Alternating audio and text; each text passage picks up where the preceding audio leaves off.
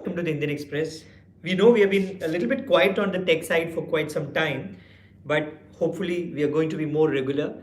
And we are thinking of doing a Friday live every week where we will take up a couple of new products or maybe even topics and sort of take your questions, but also, yeah, pretty much go on a monologue on what these products mean and what to expect. This time we are going to look at primarily two products. One is really new, which is the MacBook Air 15 from Apple, and the other is the slightly old. It's not that old; it's a few weeks old, which is the OnePlus Pad.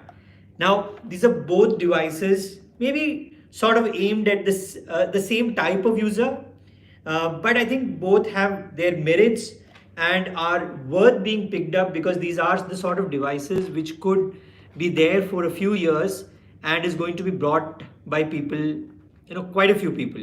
And I'm sure, for instance, MacBook Air 15 is already finding a lot of interest because this is the first time that Apple actually has a 15-inch device in the MacBook Air space. And if you look at it in a different way, Apple doesn't have a 15-inch laptop otherwise. So it's sort of plugged a gap. It's plugged a gap with the price as well as a device size. And that is how companies are evolving now into seeing where are the opportunities. So before we take the questions, and we will take the questions, we will start by let's start with the MacBook Air. Now, everybody knows about the MacBook Air. It is Apple's maybe most popular laptop segment. But why is the MacBook Air 15 different? One, it's a big size. But despite the big size, see, it is as thin as you would expect a MacBook Air to be. And that, I think, is the innovation here because it's very tough to get a 15-inch device which is as thin.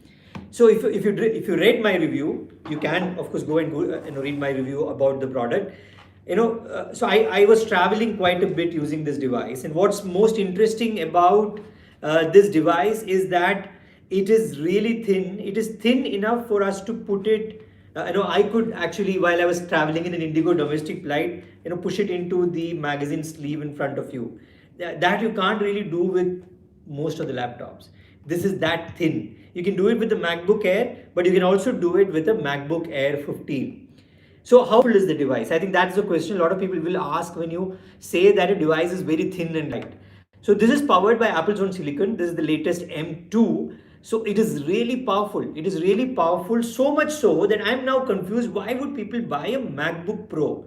So the difference between an M2 MacBook Air, which is 15-inch, which gives you the extra large screen size, compared to a fan when you are doing a lot of processing. So let's say if you are editing a very long video and taking the output, which is, let's say it's a 15-20 minute video, then you might need a fan because after about 10-12 minutes, the device will start heating up. And that is where you need a fan.